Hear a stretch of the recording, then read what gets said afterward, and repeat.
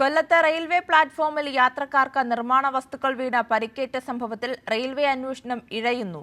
കെട്ടിട നിർമ്മാണ കരാർ വ്യവസ്ഥകൾ കരാർ കമ്പനി ലംഘിച്ചു. റെയിൽവേ അറിയാതെ കരാറുകാരൻ പണലാഭത്തിനു വേണ്ടി സേഫ്റ്റി കൺസൾട്ടൻസിയെ ഒഴിവാക്കിയെന്നും കണ്ടെത്തൽ.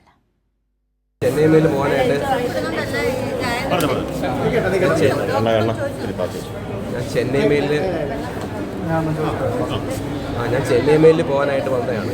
നടന്ന് ഫസ്റ്റ് പ്ലാറ്റ്ഫോമിലോട്ട് ചെന്ന് ട്രെയിനിലോട്ട് കയറാനായിട്ട് അടുത്തോട്ട് ചെന്നപ്പെട്ടു. പെട്ടെന്ന് എന്തോ ശബ്ദം കേട്ടു. പിന്നെ എനിക്ക് ബോധം നഷ്ടപ്പെട്ടു. തലയിൽ നിന്ന് കമ്പി വീണയാണെന്ന് എനിക്ക് പിന്നെ ബോധമായി. പിന്നെ എനിക്ക് ഹോസ്പിറ്റലിൽ വന്നിട്ടാണ് എനിക്കൊരു ബോധമായിട്ട് കിട്ടിയത്. അപ്പോഴത്തേക്ക് എന്താണെന്നൊരു ഐഡിയയും കിട്ടിയില്ല. അപ്പോഴത്തേക്ക് വീണ സമയത്ത് എൻ്റെ ബോധം പോയിരുന്നു. തലയ്ക്ക് പരിക്കേറ്റ യാത്രക്കാരൻ്റെ ഈ വാക്കുകൾ ശ്രദ്ധിക്കണം. ഇവരുടെ സുരക്ഷ ഉറപ്പാക്കാനാണ് റെയിൽവേ കെട്ടിട നിർമ്മാണ കരാറിൽ സേഫ്റ്റി കൺസൾട്ടൻസി മേൽനോട്ടം വേണമെന്ന വ്യവസ്ഥ വെച്ചത്. എന്നാൽ കഴിഞ്ഞ മാസം 31-ന് കരാർ ഏറ്റെടുത്ത Siddhartha civil work private limited എന്ന കമ്പനി ചിലവ് കുറയ്ക്കാനായി കരാർ വ്യവസ്ഥ ലംഘിച്ച് എറണാകുളത്തെ ആർബിറ്റ് സേഫ്റ്റി കൺസൾട്ടൻസിയെ ഒഴിവാക്കി. ഇക്കാര്യം റെയിൽവേ അറിയിച്ചില്ലെന്നും റെയിൽവേ ഉദ്യോഗസ്ഥർ അറിഞ്ഞിരുന്നെന്നും പറയുന്നു.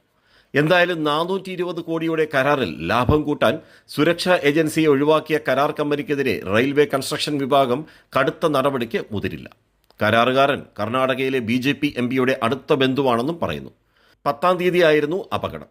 സേഫ്റ്റി എഞ്ചിനീയർമാരെ ഒഴിവാക്കിയത് കഴിഞ്ഞ മാസം 31-നും. ഒരുപക്ഷെ സേഫ്റ്റി കൺസൾട്ടൻസി ഉണ്ടായിരുന്നെങ്കിൽ യാത്രക്കാർക്ക് അപകടം സംഭവിക്കില്ലായിരുന്നുവെന്ന് റെയിൽവേയിലെ ഒരു വിഭാഗം ഉദ്യോഗസ്ഥർ കൈരളി ന്യൂസിനോട് പറഞ്ഞു.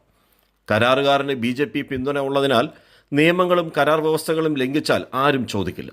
കരാർ വ്യവസ്ഥകൾ പാലിക്കുന്നുണ്ടോ എന്ന് പരിശോധിക്കുന്നതിൽ റെയിൽവേ കൺസ്ട്രക്ഷൻ വിഭാഗത്തിന് ഗുരുതര വീഴ്ച സംഭവിച്ചു.